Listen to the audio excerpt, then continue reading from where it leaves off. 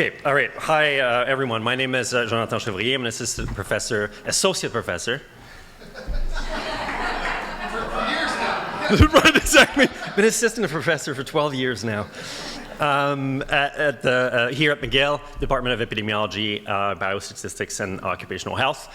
Most of my work concerns chemicals, a little bit somehow related to some of what Scott has talked about, primarily chemicals in the environment, pesticides, endocrine disruptors, pesticides that are used for indoor residual spraying in Africa, exposure to pesticides among agricultural communities in Quebec, exposure to endocrine disruptors, all of that in vulnerable population, children, pregnant women. And also we're interested in firefighters, so we should talk about that more, about exposure to firefighters.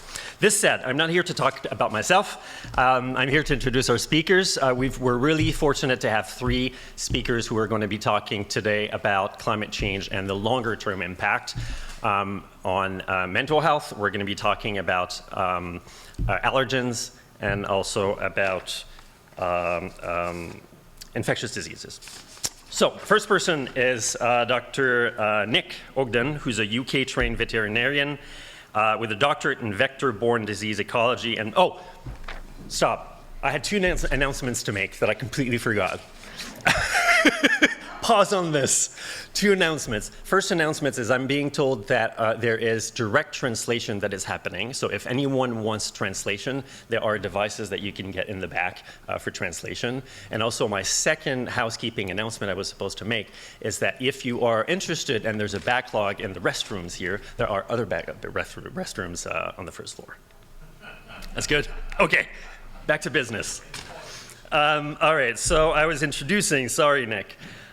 He's a senior research scientist and director of Modeling Hub Division within the Science Policy Integration branch of the Public Health Agency of Canada, focusing on assessing disease risk by study on the ecology, epidemiology, and genetic diversity of vectors and zoonotic and vector-borne microorganisms.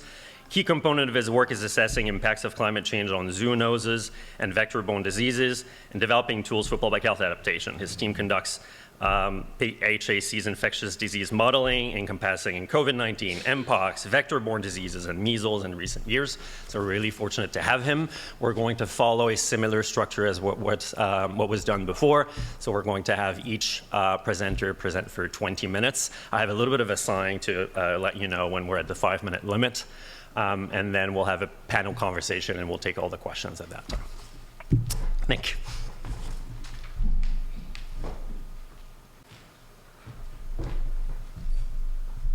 Okay, thank you, Johnathan, Jill, for inviting me to come speak today. I'm interested to see the discussion that follows. I think we all understand, I would hope, climate change is. Changes in warming, which is pretty unpleasant, as we know, has some pretty awful consequences. And I don't think that really policymakers have really grasped the seriousness. Otherwise, we would do something. So long-term changes in warming, long-term changes in rainfall patterns, climate variability and extreme weather events, and all of that affecting our whole aspects of our lives and our existence, and particularly from my perspective, arthropod vectors, pathogens, their hosts, and that includes us, and also how our society functions. The health impacts are the third one of these, or the fourth one of these is kind of my sphere, which is emergence and re-emergence of infectious diseases. But as we heard this morning, extreme heat, poor air quality, both urban and wider due to forest fires, injury caused by storms, floods, and melting sea ice for those in the north, food and water security and quality, and that goes beyond infectious disease risks in food and water. Mental health, impacts of acute hazards, and Katie's going to talk more about this, so maybe I'll just let her talk about that. But the vulnerability to all of that is underpinned by socioeconomic determinants of exposure, of knowledge about the health threats, about the perception of the risk, knowledge of how you can reduce your risk, and the motivation to actually do something about it, all of which are determined. And all of these threats to health are happening pretty much simultaneously at the same time to the same people. So one of the things I hope we get to in the discussion is how to break down the silos that exist in our both our research, our science, and in our policy making. So just a little bit about emerging, re-emerging infectious diseases. Most emerging and re-emerging infectious diseases are or were zoonoses, SARS-CoV-2, for example. And certainly most of those that affected Canada, COVID-19, H1N1, Lyme disease, West Nile virus, etc., these are all zoonoses or were originally zoonoses. The drivers for disease emergence are the factors of the Anthropocene. So climate change, the biodiversity change, and particularly biodiversity loss, socioeconomic changes, megacities, juxtaposition of wildlife with livestock production with those megacities in a hugely interconnected world, providing a great opportunity for diseases to emerge by one of a number of mechanisms, spill over into human populations and to be spread around the world. It's a function of, it's a one health issue, i.e. the interaction of human, animal, and environmental health. And we have to adopt one health approaches to understanding the risk and predicting risk, and also to make sure that when we develop interventions, they're effective and they're not going to produce harm somewhere else.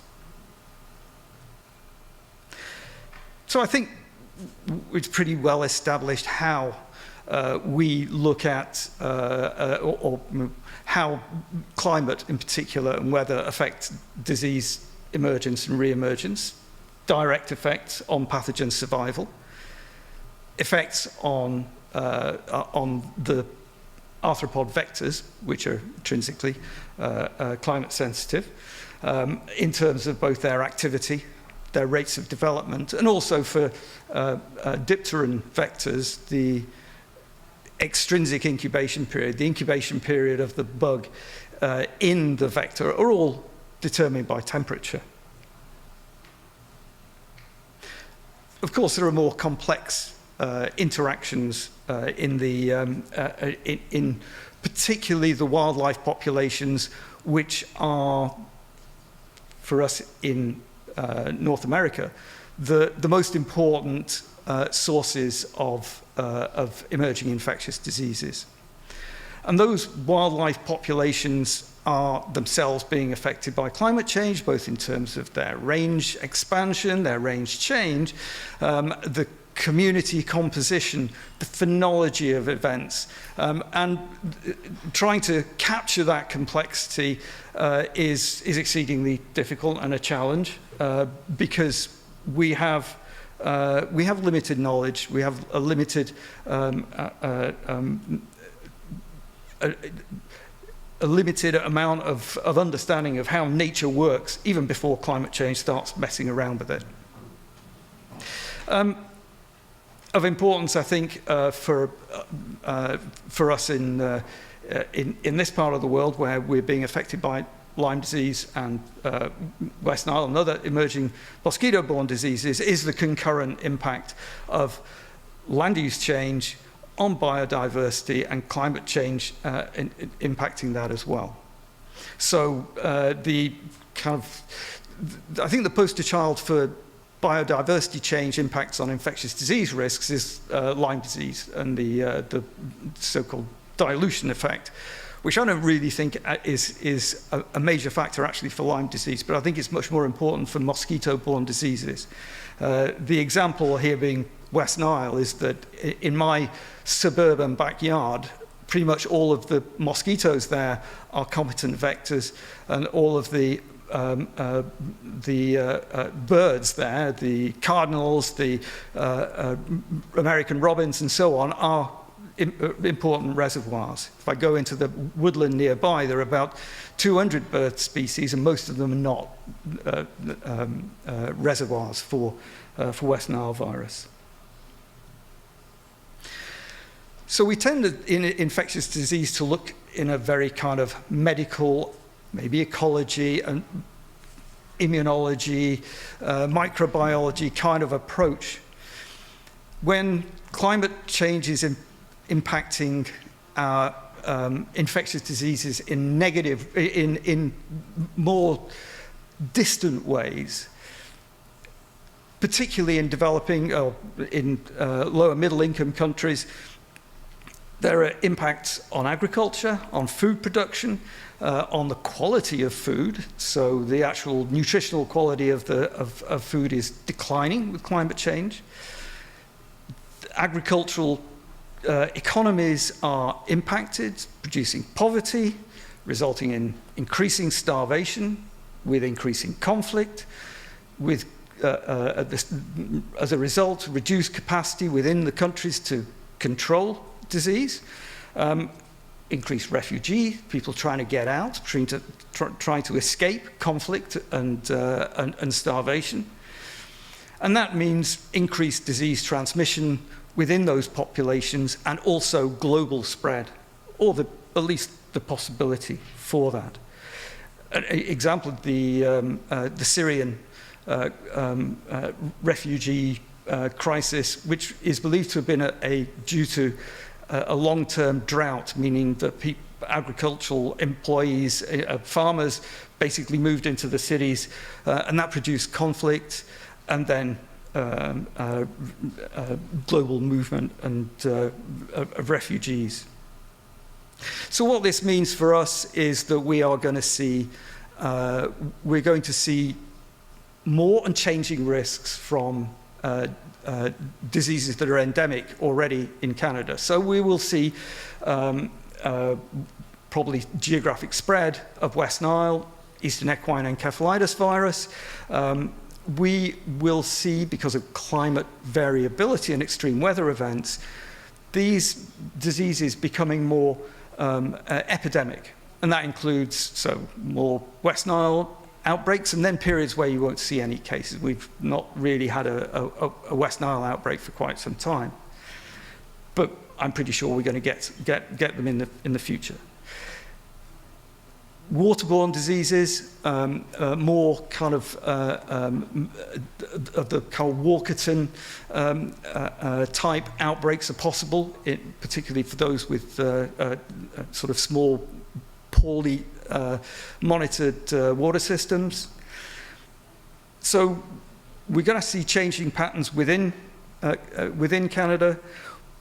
We're going to see range expansion from the south, as we have seen with Lyme disease, as we are potentially going to see with a number of other tick-borne diseases, and increasing the possibility for exotic vector-borne diseases to occur here, not necessarily to be maintained from year to year, but for outbreaks. We now have the Asian tiger mosquito set up home in the southern Ontario, and it's hot enough in that part of southern Ontario for there to be short-term outbreaks of dengue, chikungunya, etc. So how do we respond? Really two arms to our public health work. Firstly, the outbreak response. We've got to be there to respond to emergencies, as we did during COVID-19. But the emphasis, particularly when we're looking at long-term things, has to be on upstream preparedness for emerging and re-emerging infectious diseases. It starts with the modelling, and I put modelling as a big term that includes all the studies necessarily to underpin the understanding needed to do useful modelling that is biologically realistic, that allows us to identify where and when in the future we may have risk from these diseases in the future, which allows us to intelligently design where we put in place and when we put in place surveillance, and other early warning systems, which allow us to respond at a very early stage and reduce the impact of these emerging diseases. The approach the agency has taken in the Infectious Disease and Climate Change Programme, which is kind of small but mighty, is a combination of activities. First of all, developing models that can actually identify what are the climate relationship between infectious disease risk and climate and weather, which can then underpin assessing those risk assessments that say where and when are we going to get this problem. Investing in the capacity to undertake responsive laboratory diagnostics. We have seen the emergence of Lyme disease, and we had extensive laboratory capacity to test for Lyme disease. But alongside that, we've seen the emergence of Anaplasma phagocytophilum, Borrelia mayonii, Borrelia miyamotoi, Babesia microti, Powassan, etc. All of these infectious diseases we've had to develop the diagnostic capacity for. But had to put in place and enhance our surveillance and monitoring.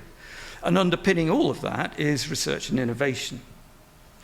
In a more getting out there way, we've conducted a lot of efforts to getting information to health professionals. When I started my work here in Canada, the Lyme disease did not occur.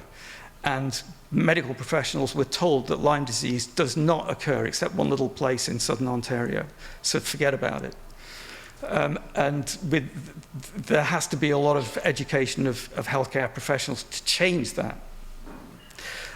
We have to make the public aware, and we have to work, because we're a federal organisation, very closely with our territories and provincial partners, and also with important stakeholder groups, medical groups, and so on.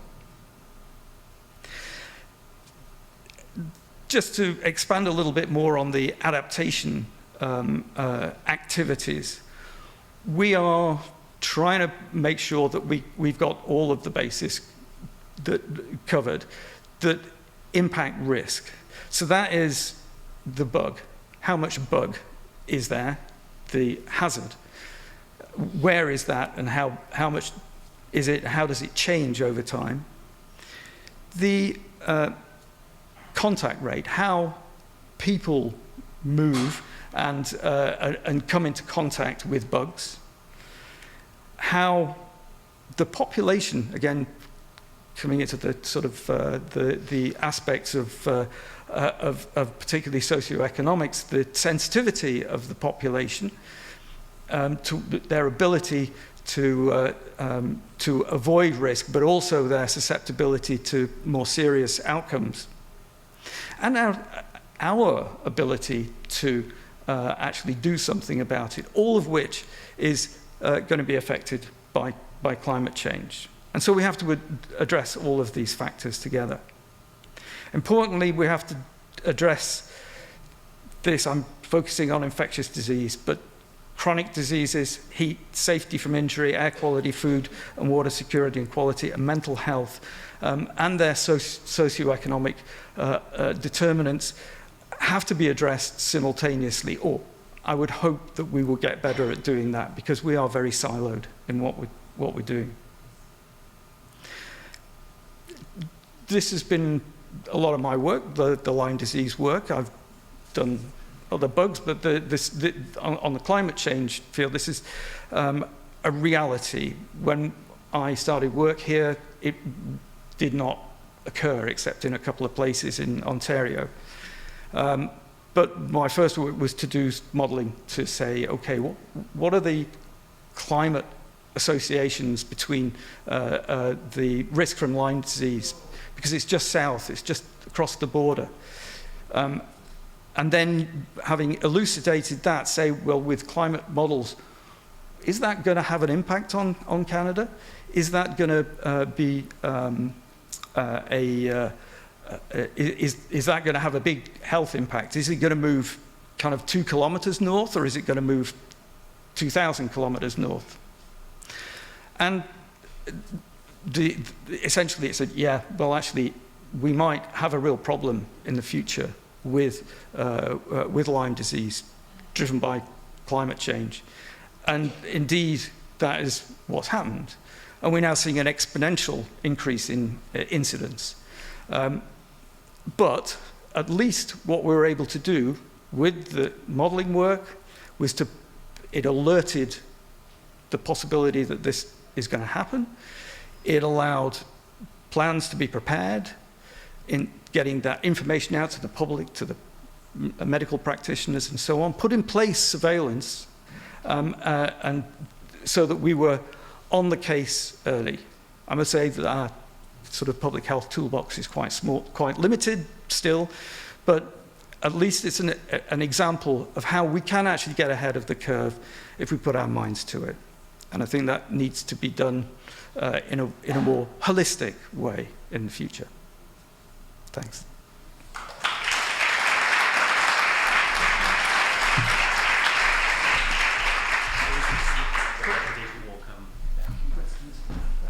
We'll do questions, all the questions after. All right, thank you.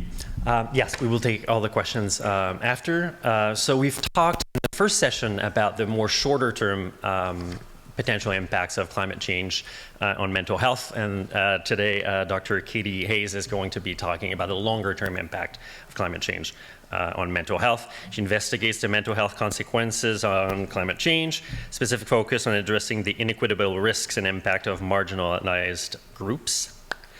Katie's published several influential articles on this topic, was the lead author of the Mental Health and Climate Change chapter for the 2022 National Climate Change and Health Assessment Report led by Health Canada. Her research has influenced policy changes domestically and globally. Driven by her passion for enhancing health and well-being in a changing climate, she's currently founding her own public health policy consultancy that aims to empower not-for-profits and health authorities to assess and address the mental health impacts of climate change, placing health equity at the forefront. So.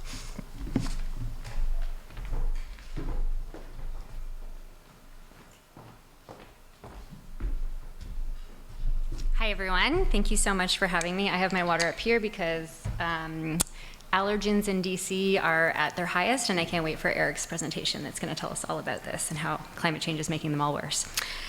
So we've had some really wonderful presentations today. Dr. Agyapong and Dr. Henderson have really highlighted some of the ways that climate change is impacting our mental health. And so this was something we were really curious when we developed the Mental Health and Wellbeing chapter for the 2022 National Climate Change and Health Assessment. And what we highlight is that there are 3 main pathways that climate change can affect our mental health. So new onset diagnosable disorders, things like PTSD after a wildfire, plug to Dr. Agyapong's work. We also see new non-pathological mental health outcomes that I want to talk about are climate distress that is very normal, that many of us are experiencing a range of emotions related to experiencing or understanding climate change, and exacerbated symptoms and or increasing risks for people with mental health disorders, again highlighted by Dr. Henderson and colleagues' wonderful work looking at the heat dome and schizophrenia. And of course, we can't talk about our mental health in isolation. Our physical health, our community health, and our mental health are interconnected. Who's at greatest risk? People with pre-existing mental health conditions, people taking psychotropic medications that affect their thermal regulation, older adults, people with substance use disorders, people living in urban heat islands, urban poor without air conditioning, people who are homeless or underhoused, workers who are exposed to extreme heat conditions, land-based workers, water-based workers, and children and youth. And in particular, Dr. Agyapong's work really looked at children and youth in particular to experiencing wildfires. But when we're talking about the broader issue of climate distress, we're seeing a lot of distress amongst children and youth. They're growing up with this. This is their normal.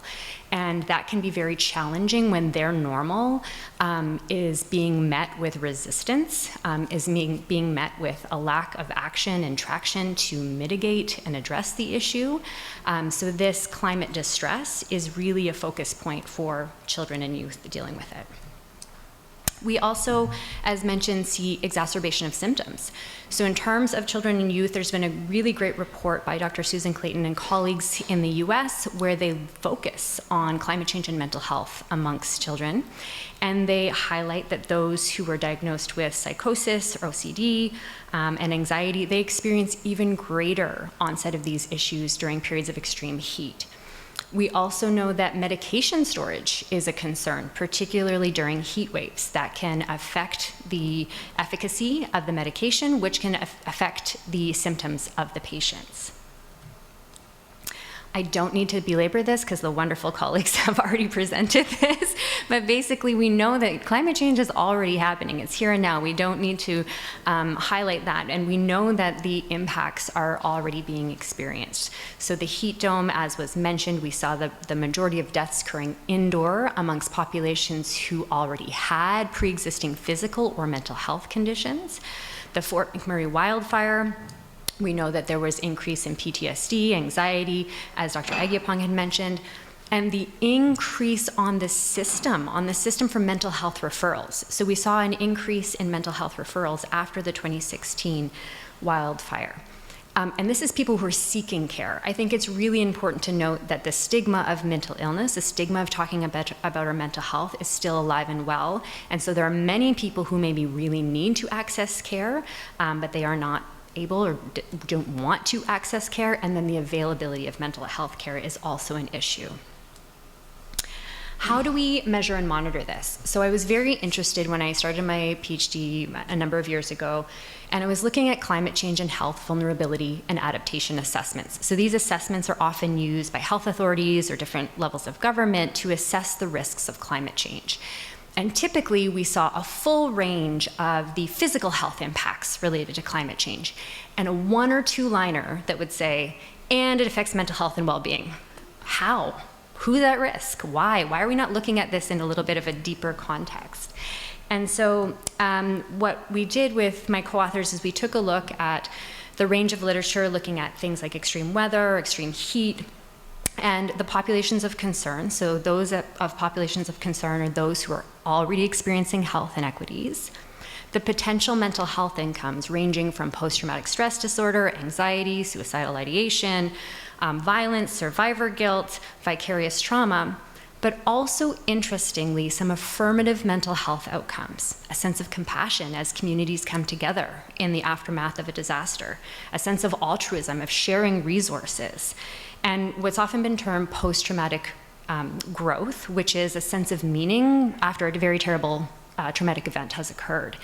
And these emotional and behavioral mental health responses can co-occur. So you can have gone through this very devastating experience, experienced increased rates of depression, anger, frustration, the whole range, but in tandem, you're sharing resources with your community. You're rebuilding as a community, and that can be very confusing for people, but to know that there is a whole range of the experiences we're having. And then how do we study? How do we measure and monitor this? Projecting the burden of mental illness related to climate change is very challenging. So we're not quite there yet. But how has this been done before? Looking at surveys, patient records, emergency department visits, reviewing for new prescription drug use to see what types of prescription drugs after an extreme weather event has occurred. Are we looking at anti-anxiety medications, sleep aids, things like that, and qualitative interviews. And this is something that I did in High River, Alberta. So many of you may remember in 2013, the High River flood that devastated an entire community. There's a small town called High River, which is about 2 hours south of Calgary. And the entire community was ordered to evacuate. Not everyone did. But I wanted to have an understanding of what the long-term impacts were. What happened 5 years after the flood? When emergency response was gone, when it was no longer a media event, when the focus was off, the cameras were off. What happened in the community? And so we saw that there were still increases in emergency department visits for mental health needs, self-reported PTSD, anxiety, worry, fear, general trauma, but also those affirmative things. This was a really tight community before the flood happened, and it was an even tighter community after. And that was really a part of the story that the participants wanted told, was that long after emergency response has gone away, long after the funds have gone away, the community is still there, and they're the ones that are there to take care of each other. And I'll highlight one of the really great initiatives that they had in place. The enduring psychosocial effects, so ongoing grief and loss, so loss of mementos. We often forget about this, but I had lots of participants say, oh, I was having tea with my friend and I wanted to show her one of my wedding photos, and I ran downstairs only to realize halfway down the stairs, all of my wedding photos, all of the things that I had cherished are lost. So those constant reminders of those loss and grief. Unexpected triggers. People would say that driving over the bridge and just noticing how high the levels of the waters were every time they had to drive into town.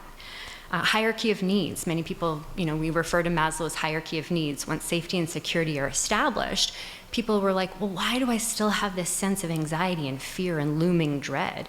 It was that those basic needs were met, and now a lot of the mental health responses were bubbling to the surface.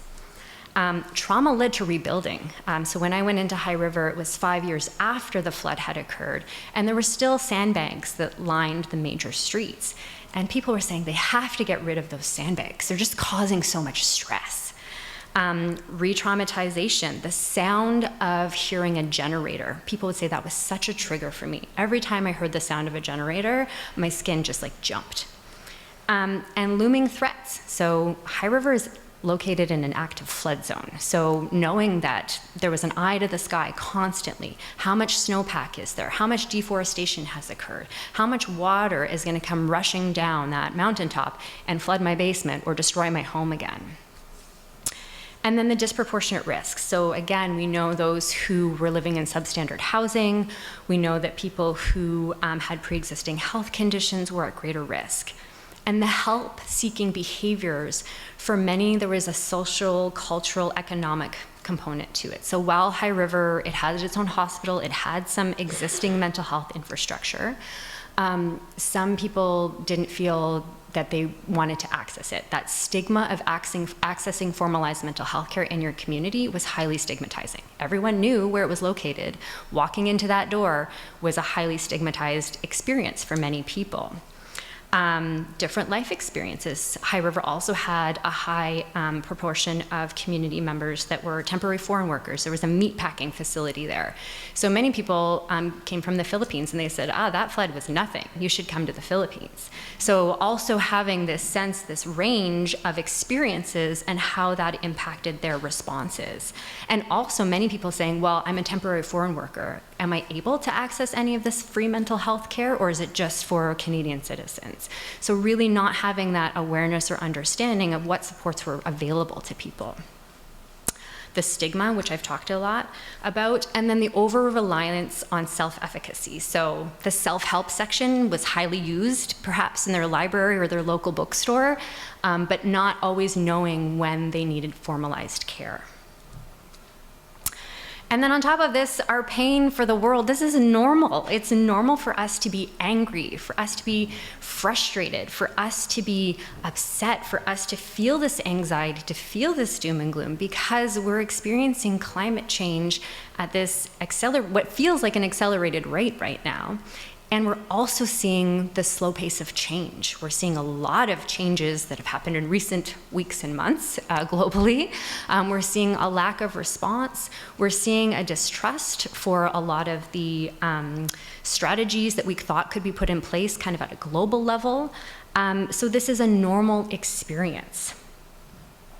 And when we think about how we're approaching the study of this, it's also very challenging. This is not an easy field to study. So attributing environmental hazards to climate change, that attribution science has definitely gotten much better. But then attributing that mental health outcome to these hazards is very challenging. And sometimes we want to isolate what is the mental health outcomes related to this specific experience. We may also want to have a better understanding of the lived experiences of First Nations, Inuit, and Métis people who are at higher risks, who've been experiencing intergenerational trauma, the experiences of residential schooling, measuring that in tandem with their experiences of environmental degradation due to climate change. We also know that mental health can be understood differently amongst different populations, so making sure our definitions meet the needs of the communities we're serving with this research. And then under or over reporting. So under reporting because we feel that talking about our mental health needs is highly stigmatized, or maybe over reporting. Maybe the research has gone in too quickly after an extreme event has happened. You're seeing normal responses to this devastating disaster. So what do we do about it? What are the types of interventions and adaptations? This was something that I really, really wanted to have a better understanding of. When we looked at the literature, we didn't kind of create a hierarchy of what types of interventions or factors were, what's number one, what's number two. But something I do want to highlight is that a sense of community and social capital came up time and time again. These are sometimes what we think of as the less tangible approaches to dealing with it.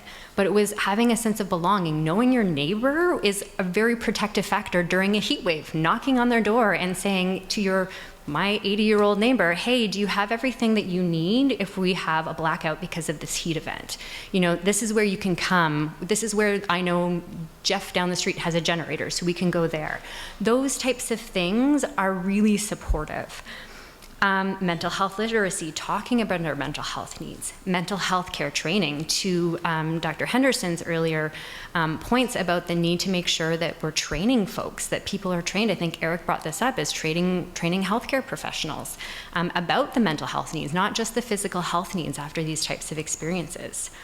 Health equity has to be at the forefront because the populations most at risk are already experiencing health inequities. We need government priority and action at all levels, global, regional, local, municipal, and also in collaboration with communities. I can't express that enough.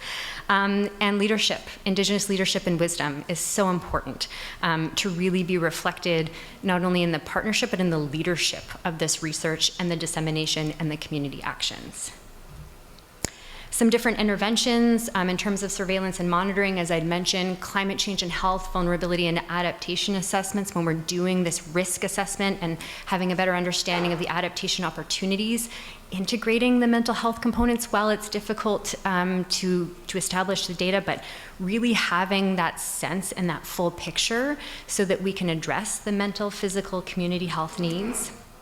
Psychosocial asset mapping, knowing the resources, the physical locations, the spaces and places that people feel that they can gain a sense of support and well-being. In High River, every single respondent that I interviewed talked about the local library as being one of the most supportive places for them. And we often overlook a lot of these physical infrastructure interventions that we have, but without talking to the community members, we need to know what works for them, what's accessible. Libraries are free. It's a space and a place where people can show up as they are. Guidance, mental health and wellness recovery guides, psychological first aid, psychological recovery, mental health first aid.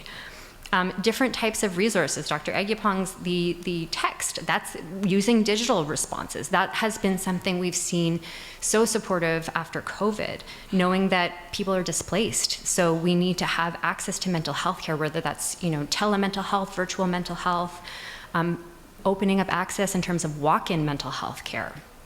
And then really knowing the types of interventions that people need based on where they're coming from. So for some people, they're going to need maybe community support. That's going to be really supportive of their mental health and well-being. Others are going to need formalized mental health care.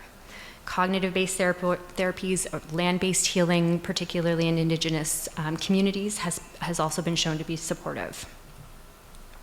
So I know I'm almost out of time, and I usually end with this. So if you've seen me present before, I really love this example. It came from High River, and it's about coping at the community level. So knowing that there were these long-term effects of experiencing the flooding, and all of the emergency response had left 2 years earlier, so the emergency response lasted 3 years, folks were still saying, we're still seeing everyone experience this, and they're still in distress. What can we do? We still know that the stigma of mental illness is alive in our community. People aren't accessing the formalized mental health care. So a community group set up and decided, well, what if we normalize seeking mental health care? What if we make it a normal conversation? And so what they did is they trained local businesses in psychological first aid. And then once those people who worked in those businesses had been trained, they posted an orange dot on their door. And that was to symbolize that any door is the right door when you're seeking mental health care. So let's meet the community where they're at and find these localized solutions that work. So this did not turn out well. You can see how great I am at graphics. But basically what I'm trying to demonstrate is that there's a real need for this linkage and really didactic approach to response and recovery. Response is fantastic. We need emergency response. This is where we need governments at all levels working together. We need the financial aid to come in to help in the rebuilding and aftermath of an extreme event. And we need those government services in emergency response. But if we're not bridging that with what the community needs in terms of recovery, and as one of my participants said, recovery can take a lifetime. If we aren't focused on recovery and bridging that gap, we're missing something.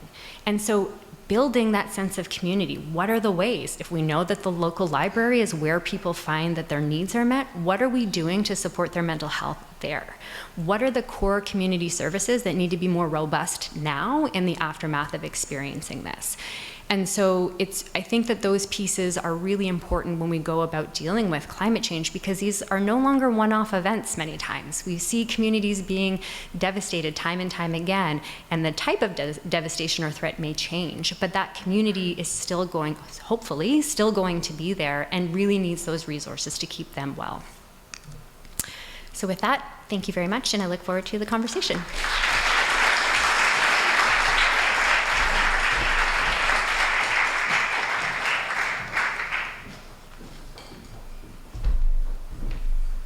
All right, thanks so much. We're going to have lots to talk about. This is all really interesting. So Dr. Lavigne is coming back, so you know him already. I'll still be just reading a little something about him that you may not know. There's going to be questions at the end.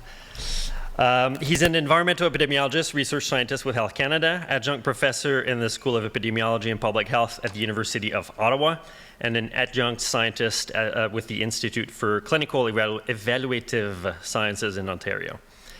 Research interests include both the adverse and beneficial effects of the environment on human health. Interests lie in the connection between air pollution and climate change, particularly regarding early life exposure and the health of children. And the research is focused on being policy relevant and facilitating well-informed decision-making to enhance the protection of human health. Sorry. Okay, so hello again. So we know that there are many different types of impacts due to the environment regarding climate change. Now, one of them is aeroallergens. And for anyone who has allergies, you know exactly when during that time of year that you start getting those allergy symptoms, whether it's related to tree pollen or ragweed and so on. There's been quite a number of studies over the years that have tried to better understand the impacts of how likely pollen levels and has an impact on, let's say, people seeking care, whether it's going to the hospital, emergency department, getting their prescription renewed. And we know that it's quite clear, yes, pollen exacerbates symptoms of allergies for those who are allergic. In the context of climate change, we're interested in this topic because we know that warming temperatures are creating pollen seasons that are becoming longer. The pollen seasons are usually earlier in the season and later in the fall. And also, there are a number of studies that have shown that CO2 emissions can actually have impacts on the development of pollen, making pollen perhaps more abundant, perhaps more allergenic, related perhaps certain types of plants and trees, and therefore perhaps increasing pollen levels. So in most cities around the world, or in most countries, there are areas where there are monitors trying to monitor pollen. And in Canada, it's being monitored by a private company that basically asks citizens to put pollen monitors in their backyards, and then this information is being gathered to be able to sort of sell this information to like the Weather Network and websites where we sort of trace pollen levels. Now, one monitor per city, it's not necessarily ideal if you want to better understand sort of the spatial patterns of pollen within cities, especially in the context of urban greening. If we want to increase urban vegetation, if we want to better understand the tree coverage. So when I said earlier that tree canopy coverage is good, earlier, forget about it now. With pollen increasing, we need to think about the types of species of trees that we may want to plant in cities. So one thing that we're interested about in this field of research is trying to understand, yes, those spatial patterns in cities, how pollen levels differ across cities, but also the health impacts that have not been well studied. Now, we know that pollen has impacts on asthma, allergic rhinitis, but what about those longer term impacts? Anecdotally, you may know someone or even yourself that has developed pollen allergies over time, and we want to better understand why is this occurring. Now, one field of research that I'm interested in is the prenatal early life exposures to environmental factors. And there's been a study published a little over 10 years ago that looked at actually pollen level exposure during the gestational period, and saw that infants born to mothers that had been exposed to elevated levels of certain types of pollen, grass pollen in this case, they saw elevated risk of the child requiring hospitalization for asthma in the first few years of life.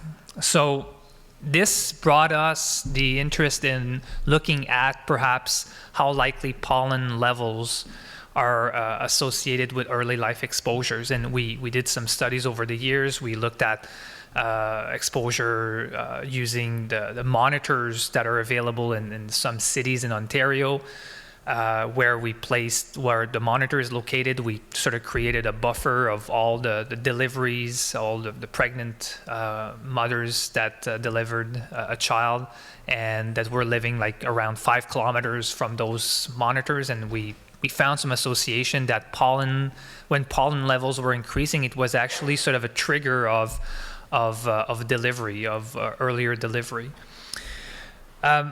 So with the urban vegetation interests and trying to better understand urban greening in the context of climate change, because we do want to attenuate those heat-related health impacts, we also need to understand how likely the aeroallergens that we are exposed to might be interacting with our health.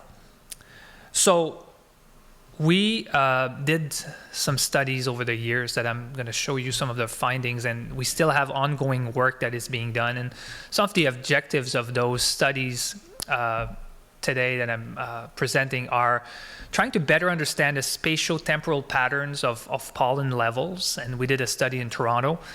And we then applied this exposure data to an epidemiological study looking at early life exposures and asthma incidence in children. So this study was published a few years ago and looked into the spatial temporal patterns of pollen in Toronto. We placed monitors. Now it's it's not like when we do studies on, let's say, air pollution or other types of environmental exposures, where we can place monitors a lot, sometimes in a city. We had 18 monitors, but those monitors have to be either replaced every day or every week. So it's a lot of commitment, and we need to have it done pretty much every time, every day. So we had people who participated, a lot of people that actually work for public health, Toronto Public Health, or even some friends of those staff, and they ended up placing monitors throughout the city of Toronto, and we have the dots here showing where those monitors were placed. And we basically created what we call a land use regression model. So we predicted the levels of pollen using the predictors, the land use predictors, some variables that we had access to, geographical variables around those monitors, to be able to basically predict the concentration of pollen at those monitors.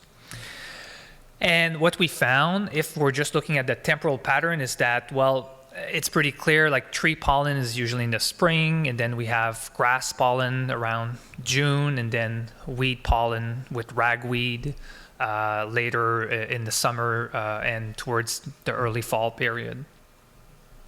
These are the predictors that we found, so a number of predictors that were identified. For instance, we found that precipitation level usually drops the level of pollen, but there's a number of other predictors that are actually predicting the level of pollen. And one thing is some types of air pollutant are actually contributing to the concentration of pollen, because some type of pollutant are actually stimulating the production of pollen. And so when looking at some of the maps that we created, and the maps here are sort of showing the 1 by 1 kilometer resolution grid cells of every parts of Toronto. And we find that for wheat pollen, as you can tell, in the spring it's not much present, but as we move towards perhaps August, early September, it's a little more abundant, and we see that the levels are different according to where you are in the cities. And now we did place 18 monitors, but with those 18 monitors, with the prediction models that we had, we were able to create a surface for the whole city based on the predictors that we had for that for the remaining part of the city. So we see that in July and October, especially in July, that there are differences in the patterns of pollen concentration throughout the city. Now, we use this information and we apply it into an epidemiological study. And one thing we did is that we looked at the exposure, the prenatal exposure and the early life exposure to different types of pollen, so tree, grass, weed. We didn't go into the specific subtypes, specific species. We just amalgamated sort of those three categories. And we looked at whether pollen was associated with the incidence of asthma. But we also looked at the green space exposure, because we know that green space has likely beneficial effect on health, but the findings are sort of mixed in the respiratory health literature, in the sense that some studies are showing that, yes, having access to green space around where you live might actually be protective towards the development of some respiratory health conditions, but some other studies are showing the opposite. And now, perhaps pollen is responsible for those conflicting findings. So we did a study, a retrospective cohort study. We used the data that we collected in 2018, and we were able to backcast that information, not going into too many details here, but basically using those predictors we had for previous years, we were able to create this cohort from 2006, 2018.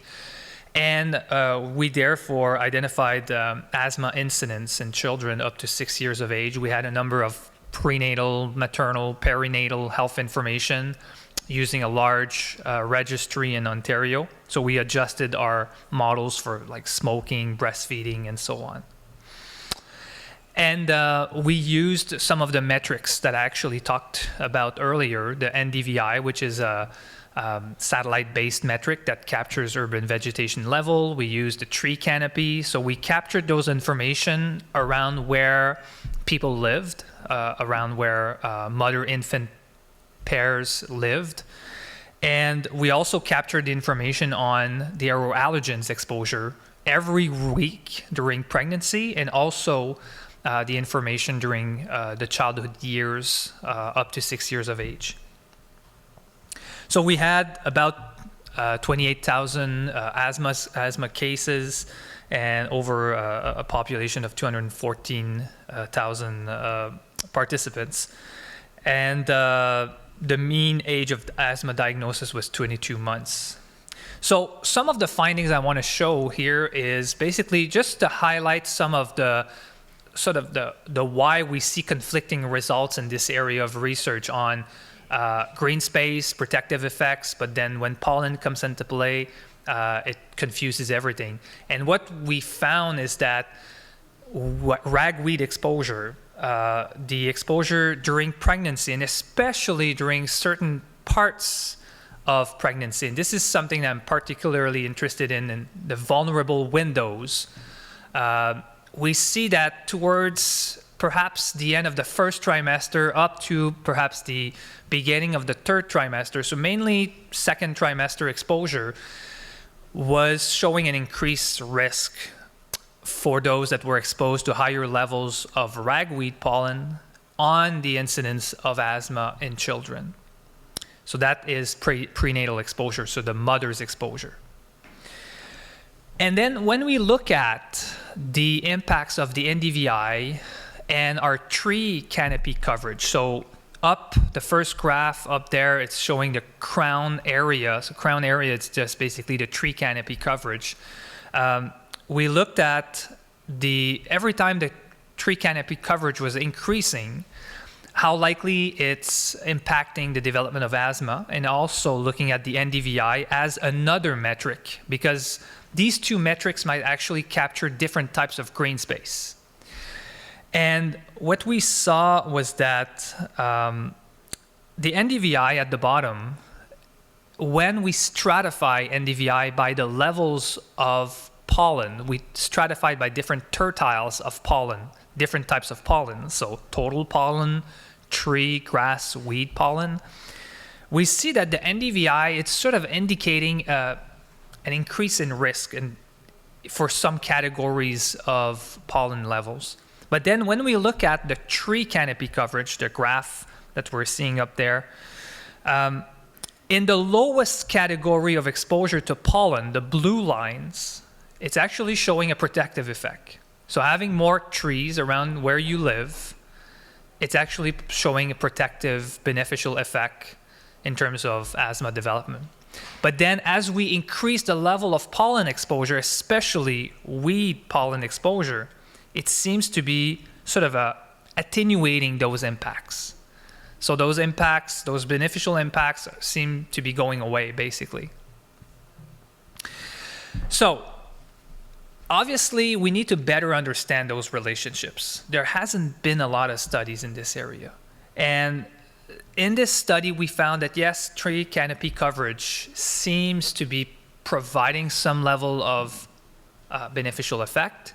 But then when we put into the equation the pollen concentration exposure, it seems to attenuate those beneficial effects. So certainly there needs to be further studies in this area. We have ongoing studies that will be conducted in order to better understand some of the other health impacts, because we know that there might be other health impacts that might be associated with pollen exposure. The specific window that we found for the exposure to weed pollen on the development of asthma in children is actually an interesting one, because there's a lot of long development in the fetus that it's going on during that period of time. And I'm not an expert in the developmental origins of health and disease, but we know that in other studies looking at like air pollution, subtypes of air pollution, we found that the second trimester, or some of the period that overlaps with the period that we identified, was sort of also an important one for the development of asthma or even lung function.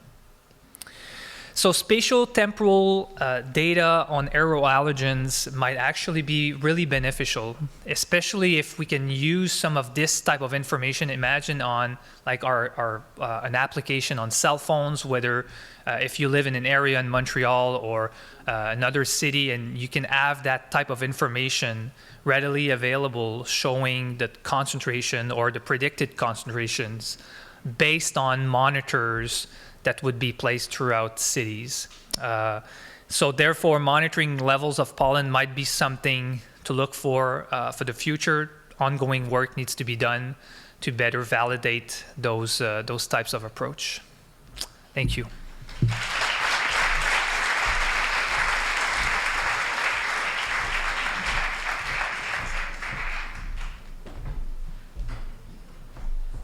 Thanks. I'll invite the speakers to come here for the panel conversation.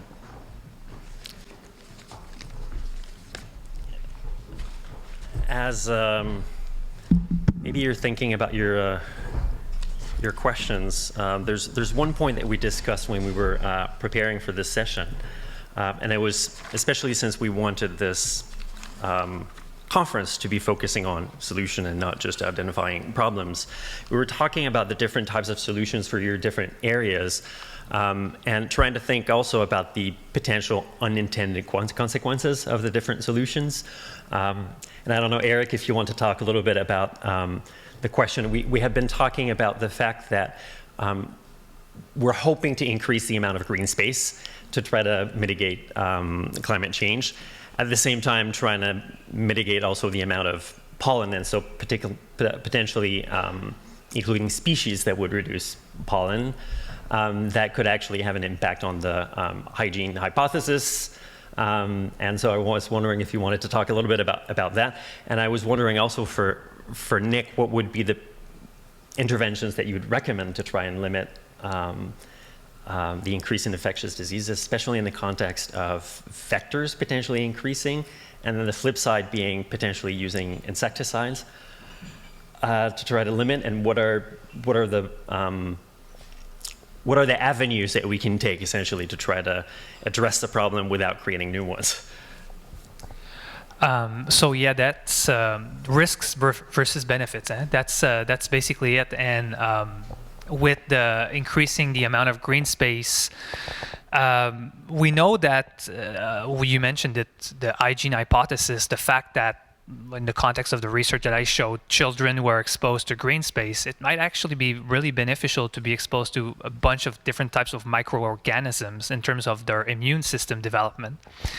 And then it's all about trying to better understand those types of perhaps risks versus benefits. So there might be at one point some types of green space that we need to better understand. So perhaps this is where the literature or the science needs to go.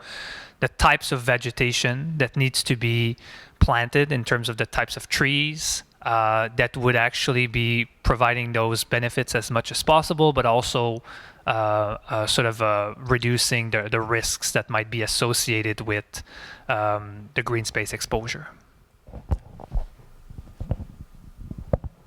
This on? Yep. Yeah. Okay. It's clearly the sort of greening cities is a big thing about adaptation to climate change and reducing kind of heat islands and so on. But the reality is that greening without planning has problems. In Europe, certainly, we've seen that people are now getting Lyme disease right in the middle of town, right? Because they've created these green spaces with lots of connectivity with what's happening outside, and that's not a good thing. I do recall, and I don't know, maybe someone can remember the Italian city where they decided to increase the number of trees, and because the tree species, is it a plane? I'm not quite sure, but they decided that they didn't want the female, the sexually dimorphic species. They didn't want the female trees because then all the sort of keys would drop on the floor, so they'll put male trees, and that produced an epidemic of asthma, and they had to chop them all down again. So this is maladaptation, and the only way that you're going to do good adaptation, which minimizes the impact of oh right, you know, sort of I'm going to spray chemicals everywhere and that'll get rid of the mosquito but kill all the wildlife and cause cancer in people. Those kind of things have got to be minimized by using a real proper One Health approach, which is to address the problem in a very multidisciplinary and interdisciplinary way, both in understanding, as I mentioned, and in the development of the interventions. In terms of mental health, are there areas like that where we need to be careful about the potential unintended consequences? Yeah, I don't know. Is this on? Yeah, okay. When we talk about an adaptation to a major climatic event, for example, is relocating populations, right? So that would be considered an adaptation. But relocating large swaths of the population comes with its own inherent risks. And when we think about the mental health of the community, we have to make sure that that displacement is well planned. It's inviting so that there's no kind of xenophobia amongst the new population coming in. It improves the standard of living. And those conditions are rarely met. So there are many unintended consequences when we have to displace populations after an extreme event that we have seen in the recent past of experiences in Fort McMurray, after flooding events, particularly Indigenous communities are time and time again having to be relocated. The lack of access to cultural land, community has many unintended consequences, but those precursors of making sure they're well planned, that the community is inviting, and that it improves the standard of living, those conditions are rarely, if ever, met. Well, planning seems like it's the common theme here. Yes. Thank you. Oh, God. It was very interesting and thought-provoking. Eric, I was wondering how you differentiate prenatal exposures from like very early life exposures if like the parents live in the same location, and so like before the age of diagnosis, like as very young children, they could still be exposed to pollen. So are you referring to like change of location, like moving around? Even just, so you were looking at the prenatal exposures to pollen in the maternal period, but what if some of those same children were then exposed to pollen directly rather than it coming through the maternal mechanism? Yeah, that's a good question. So we had the information on where they lived throughout childhood and also where the mother lived during pregnancy, and so we basically accounted for the exposure postnatally and also prenatally in the models. And we didn't find much for the postnatal exposures, but the prenatal exposure was really the one that was standing out. Thanks for an excellent panel. This is a question for Katie. So Katie, given the many hats that you wear, you're talking about climate change and health adaptation and vulnerability assessments. And as we know, we have a kind of big problem, glaring gap in mental health data, federally, but also to a certain extent provincially. And the kinds of conditions and the kinds of mental health outcomes that we're allowed to assess, or we're able to assess with existing data is very limited. So I was just wondering if you could reflect on that and where you see opportunities. Are there new things going on federally or provincially that we should be aware of? Or are we relying essentially on well-designed cohort studies moving forward to answer some of these questions? Great question, Ira. So Ira was also a contributor to the Climate Change and Mental Health chapter, so I just want to highlight her wonderful work.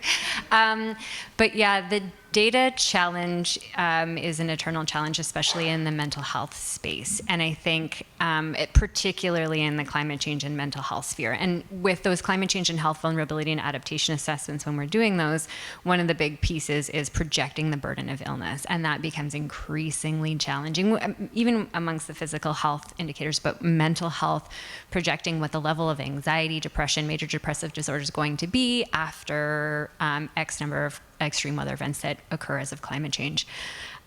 So federally, the Health Adapt program, so when I was working at the Climate Change and Health Office, federally, the government funded health authorities to do these assessments. And increasingly, it wasn't the one-liner about mental health, which I was very excited about. So it was using provincial territorial data to have an understanding of the linkages.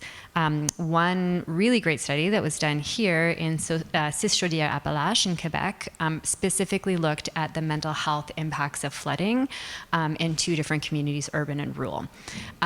And while that's only one example, I think increasingly there is an awareness of how mental health is being impacted by climate change. I think some 2 big areas where a lot of the research are going is in that broader sphere of non-pathological mental health outcomes like climate distress, climate anxiety. Many people have heard of eco-anxiety, climate grief, those types of things.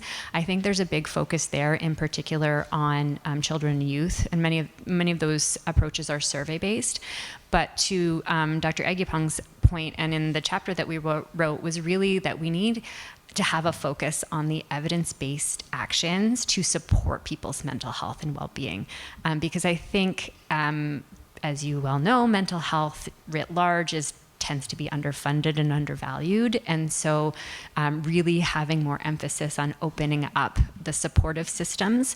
Many times that can be taken at the provincial territorial level. We're seeing more access to mental health care, but increasingly we see communities taking up kind of the charge in how they're addressing this.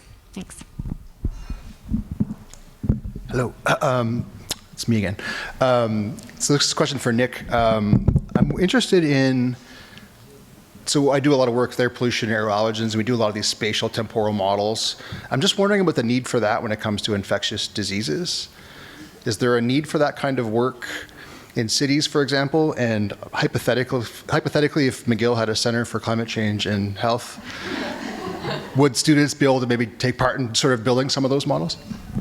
Yeah, I mean, this really, what you describe is a lot of our work, and having to work with, I mean, the output when I was describing the work when we're doing modeling that is, I mean, I often use the word risk assessment because a senior manager will understand risk assessment. But kind of pre-COVID would have, if I said the word modeling, that you see the eyes glaze over.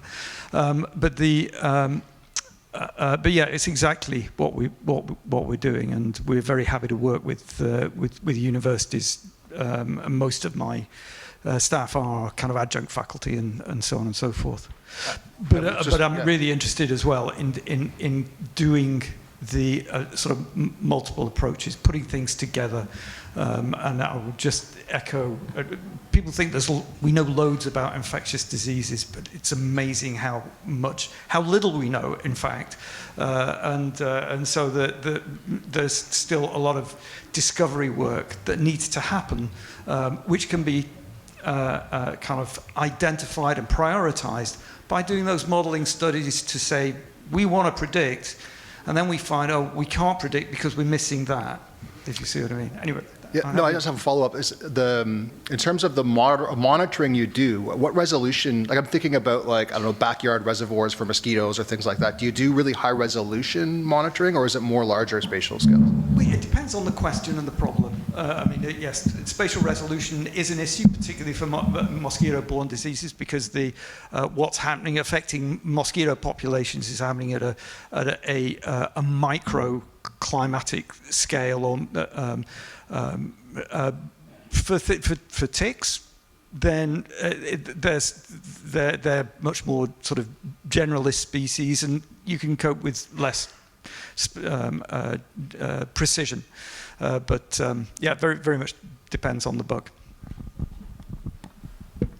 Hi, I think I have a question. I think probably this will be for both Nick and Eric. So I think kind of building on what Johnathan asked earlier about this like unintended consequences or like peaceful coexistence with various species. I'm just wondering, like for example, in Montreal, we see these like these kinds of initiatives where there's this encouragement of like planting like different kinds of like plants like in backyards to encourage more pollinators to come and pollinate and encourage this like biodiversity within cities. So I'm wondering, based on your research so far, how would you advise these kind of initiatives to take place so that on one hand there is this like flourishing like biodiversity in our planet, but also not to the extent that would put our health at risk? That's a very good question. I have to say that all the issues around like the types of species and so on, for me, it's still like a learning curve. It's a huge learning curve because there's so many types of plants, like the types of pollen that we need to better understand. So in terms of the example that you mentioned regarding Montreal, and let's say that there are initiatives that are ongoing, these probably citizen level of initiatives are probably contributing in a positive way. In the end, it's probably having a sort of a positive impact. But I think that where we need, and partly we need to work on, is when we have those huge like urban planning modification that are underway, where we plan on like Nick's example was mentioning in Italy, where we modified like the whole neighborhood or a whole sector on deciding to plant only male-oriented type of trees, and this is having a huge impact. So I think in the end, it's about really understanding well the types of species that we're planting, and this is beyond my level of knowledge. But it's certainly understanding this in a whole context. And the One Health approach is definitely one way of looking at the things. To add to that, the devil's going to be in the detail as to what exactly the program is. At the end of the day, one of the kind of the challenges of the Anthropocene is biodiversity loss, and so to try to reverse that, which may have some unintended consequences, is still a positive thing to do. It's just that we have to work diligently to make sure that when we do intervene in that kind of a way, that we minimize the unintended consequences. Thank you. Hi, great presentations from everyone. I have a question for Katie. In terms, you talk about the sense of community that really helped in Hay River, which was a pretty tragic event. But how do we foster that sense of community for communities that historically and ongoing keep on facing climate change, the impacts of climate change?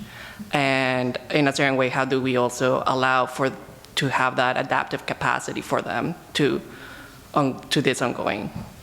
Yeah, that's a great question. I think just from the perspective, community can mean different things to different people. So that's the first precursor. And to your point, yes, in High River, that was a common component, was that there was a strong sense of community before, there was a strong sense of community during, because everyone kind of had each other's back. And then well after. So how do you do that in a space, in a place where community is fractured, or you have people that are new to a community and they don't know where to find their needs met?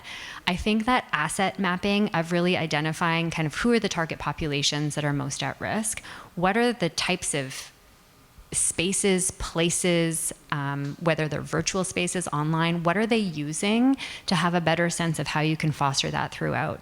A lot of the interventions to support the mental health impacts of climate change are virtual. There's a lot of different virtual forums.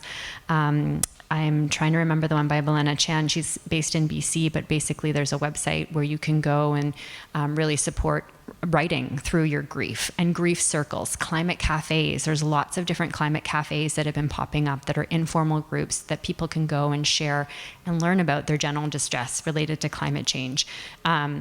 And for some people, I think that really is supportive and that helps. For others who maybe require more formalized care, it's helping them access the formalized mental health care that may or may not exist in their community. And then there's an issue of, well, we need policy change to support and to enhance mental health care. So I think firstly, it's having an assessment of which communities are most at risk, where they may find that sense of well-being, and then taking that type of kind of stepped care approach to understanding their mental health needs and how they can be met. Thank you. Since there's no questions for now, a couple points.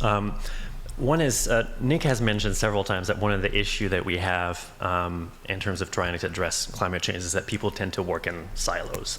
And that's true in environmental health sciences in general. We've tried here to address that in some ways by creating classes, for instance, where students in toxicology, epidemiology, and potentially engineering would come together to at least try to learn to speak the same language. And it turned out to be more challenging than we expected. But other than that, I was wondering if you have any advice in how to ensure that there's communication between all of these different aspects that actually need to be able to communicate together, so that if we're going to, I don't know if we can solve the problem, but if we're going to address it effectively. Well, I think that there are some initiatives underway. I mean, what you describe, at least it's a start, may be difficult.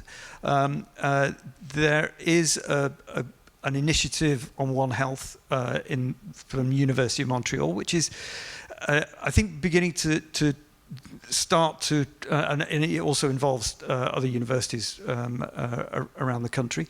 And I think it's starting to identify ways forward, which is that doing approaches that are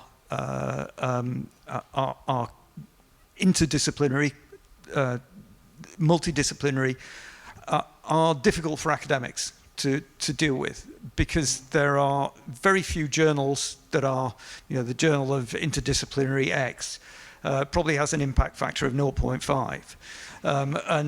And maybe you can get an interdisciplinary study published in Science or Nature, but in between there's very little. The departments are siloed. The whole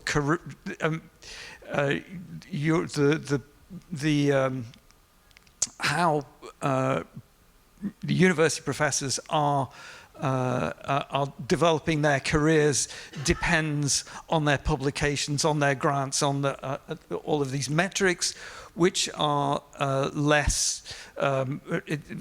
Are going to be less for those who are focusing on those multidisciplinary approaches. However, there is a movement afoot to make that recognized, and in other words, you're not shooting yourself in your professorial foot by doing a multidisciplinary One Health approach.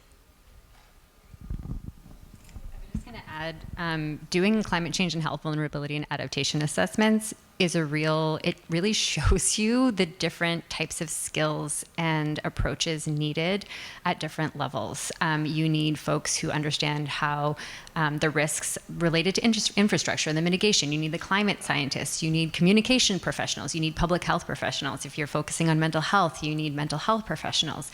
And I think that this domain is very humbling, because you have to know where your edges are and where you need to reach out and find that, those partners. I'm not a mental health professional. I'm a public health professional. That's where I come from. So it's leveraging the wonderful knowledge that exists to deal with this complex problem, because it's not going to be solved by any one domain.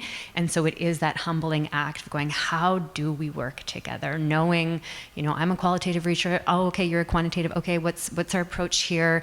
Who is it that we're serving? And I think in particular, you're dealing people in people's lives. So the community has to have a voice in this as well. And that's going to be essential to supporting everyone throughout it. I fully agree with what was said. And I think I mean, I remember probably 10 years ago when I started sort of working on heat. I don't think I had ever worked with a climate scientist. And then, like, just probably a few years ago, working with people who are doing attribution science, this opened up another area of research in terms of like projections and so on. So I think we're getting there in terms of like working multidisciplinary, or working together, having center of excellence similar to what you're having here. I work for the government. I know that there's a lot of silo work that's being done. So I think there needs to be, and it's probably the same for many other governmental organizations, we need to have sort of roundtables or methods that we can get together similar to what we're doing here today, so that we can get in touch and sort of exchange, have an exchange of ideas on climate change and health. Maybe, yeah, go ahead. Maybe I'll just add one thing. I did talk about about kind of, you know, what's happening in academia, but that's an example of where there are barriers and opportunities, but the same is occurring for government organizations as well. There are kind of high-level tables on One Health which try to bring together sort of environment, public health, and animal health. We're not there yet, though, to actually there's a long way to go for sort of government departments to go, well, I'm actually going to be doing what I'm doing for human health, because even though my remit is actually environmental protection, and I think actually Environment and Climate Change Canada actually have got One Health now in their sort of mandate letter, but none of the other departments have. So there's a way to go, and I just have a little nervousness that a lot of the work that's heading us in the right direction in breaking down those silos, when times get tough, then everybody sucks themselves back into their core mandate and stops that. But anyway, keep fingers crossed that doesn't happen. I don't think scientists should cross their fingers. One last point before we break for lunch. I was wondering, so part of the objective of this center is to try to enact that in some way, try to bring people from different areas and get them to talk together and develop projects that are meaningful. And so I was wondering, what are concrete action items that you think that could be done now, not only by the center, but by the group of people here, that could be done now? What's your advice on what do we get out of here today? What do we do? So that we can have it's great to be able to talk about it, but so that we can have action item to actually just start moving forward now. Start with something. Scott, we'll discuss. Good. doing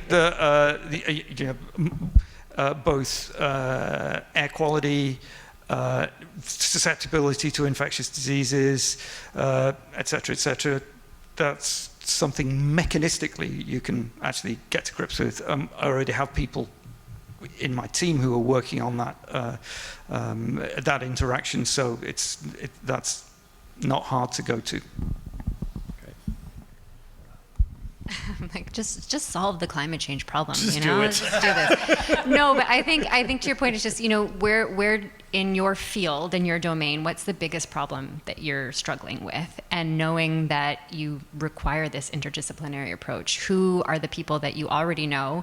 And then expand your network from there. And who are the voices that are missing? I think we often forget that piece is why are we doing this? At the end of the day, why are we doing this? Stepping back, if it's, you know, to improve the population of community members in my neighborhood, okay, start there. Talk to your community members. You know, I think that there's an approach of really distilling, and we can get so big in our scope and then we can get so narrow. And it's just ensuring that the goal that we have set to solve this problem is inclusive and potentially has the right people in the room, and extending your reach to people that and experts that you maybe think aren't in that domain or in that field, but they might come at it from a different approach.